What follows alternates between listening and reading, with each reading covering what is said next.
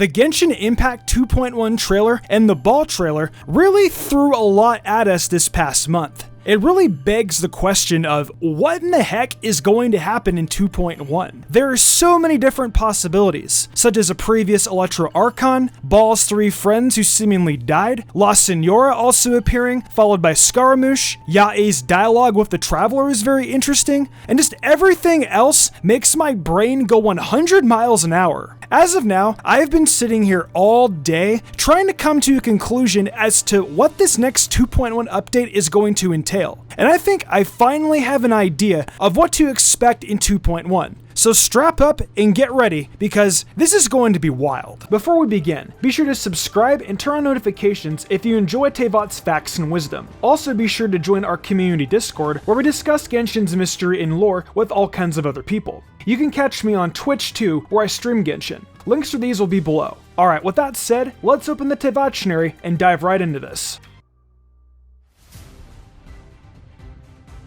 Firstly, let's start with the 2.1 trailer. We come to a scene of Kokomi doing some jellyfish-like stuff, and it seems like her clan worshipped the god Orobashi, whom Baal vanquished years ago. People have also been reported to have been aging a lot faster. Then we see La Senora, who is the Crimson Witch of Flames. Totally didn't see that at all. Then there's some very interesting dialogue mentioning that the Kujo is working with the Fatui. After that, we got some more gameplay until Scaramouche makes an appearance with the quote of, "Eternity stretches things out over a long time, but each moment within it becomes more fragile." Scaramouche making an appearance is probably what surprised a lot of people the most. We know for a fact Scaramouche is an Inazuma vagrant. We met him a while back during the Unreconciled Stars event.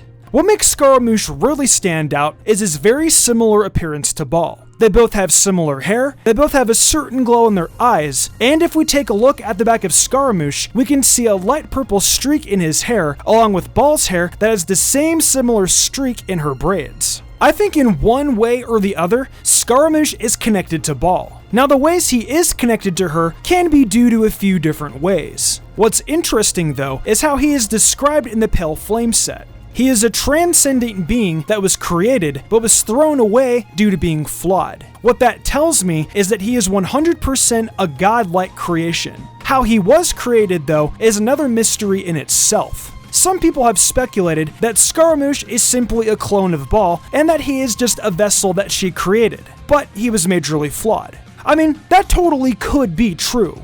However, I am thinking a little differently here, and I will get into that in a bit. For now though, let's head to Baal's character teaser that was brought to us a few days ago. In her trailer, we could see she had 3 friends that were with her that slowly disappeared over time, being Sasayuri the Tengu, Mikoshi Chiyo, and lastly, Kitsune Saigu.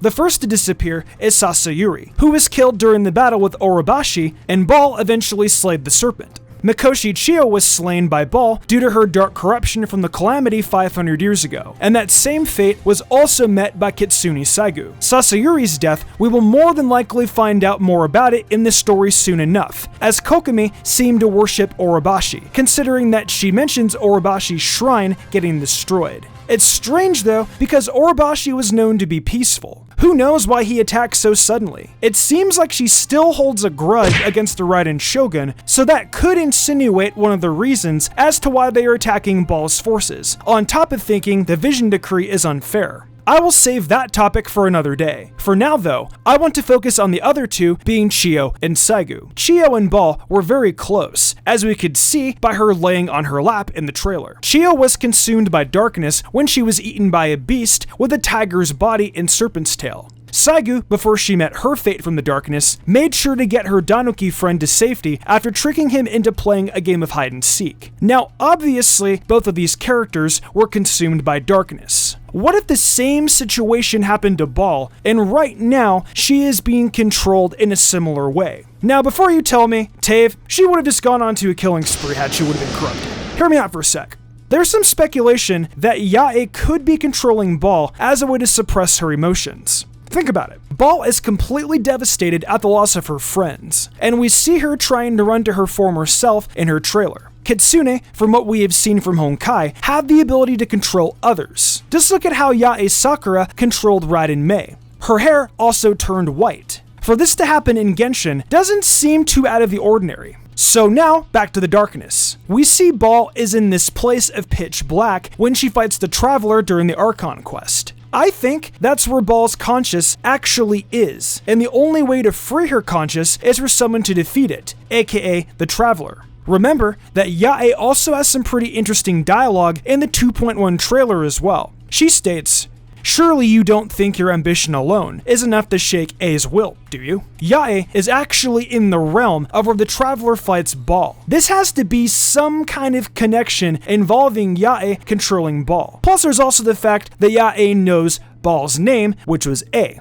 The Baal we see collecting visions, I believe, is Yae controlling her with her conscious mind locked up. Baal is so struck by losing her friends, and her ideology of eternity has also been hit because of this. Now, there's also the thought that Yae is not controlling Baal at all on the outside, and her obsession for eternity is 100% her own conscious decision while still being affected by darkness. Her true self, though, is still locked away within herself. The darkness that she faces is the fear of losing the others around her again, aka the people of Inazuma, which I am assuming she wants to keep safe. Here's where the Vision Hunt Decree comes into play. It took Baal a long time to start the Vision Decree. In fact, it actually only happened 1 year before the start of Genshin. Now, with that said, why so sudden? Why didn't she start this earlier? Well, I think it's pretty obvious she was tricked by the Fatui, or she's openly working with them because they have a mutual goal. She gets her eternity, while the Tsaritsa gets what she wants. Think about it. The visions are known to be a human's way of gaining power to rival gods, and they are known to be the eyes of the gods, or, as the theory goes, the eyes of Celestia. From what's been speculated, we know that the Tsaritsa is trying to rebel against Celestia using the Gnosis of the Archons. The Tsaritsa already has 2 known Gnosis, the Animo one and the Geo one. By taking away visions from people, she has the idea that she can preserve eternity by preventing people with visions from ascending to godlike status. There's also the small fact that Child becoming the 11th Harbinger happened relatively recently, so that can also be added for the timing of the Vision Decree plan. All of the Tsaritsa's ducks had been put in a row, and she was ready to unleash her plan. We can see that the Fatui are indeed working together with Baal and her associates just by the fact that Baal is standing behind La Senora during the boss cutscene. And there's also the dialogue at the beginning of the 2.1 trailer involving the Kujo working with them. Vision Decree aside though, earlier I mentioned Scaramouche and his role with the story. I mentioned he was a part of Baal, and I still think that, but in a different way. I have a thought that Scaramouche was actually created as a result of Baal getting corrupted by the darkness. Her friends got corrupted and met their fate. Baal clearly was fighting in the calamity, and this could be the effects that happened to her. Rather than her dying, her true self got locked away in a darkened, fearful mind, while another evil part of her mind came to be in the creation of Scaramouche. He was divinely created, but he was cast aside because he was seen as imperfect. With an error that can't be known though, he was brought to life and wandered the land for years until he was found by the Fatui, which he joined just for the heck of it. I also did mention that it is possible for Scaramouche to be a clone or vessel created from Baal. It was an entirely empty vessel, but with that error, he became conscious, and I think that vessel backfired on Baal, thus inheriting her evil thoughts that she was corrupted by. Or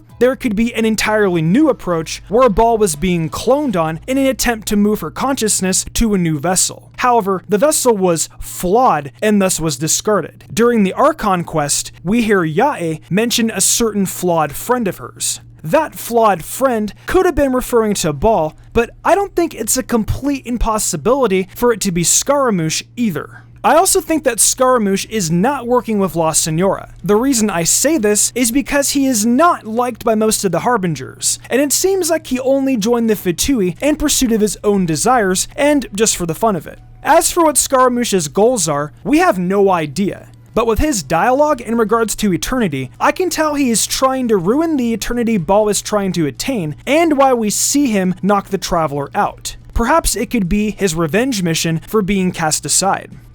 Well, that wraps up my thoughts on what I think the plot could look like for 2.1 regarding Baal and Scaramouche. What do you guys think though? Do you think this could be true, or are you thinking something different? Let me know down below. As always though, thanks for opening the Teyvatchnary, and with that said, I will see you in the future for more Genshin Impact content.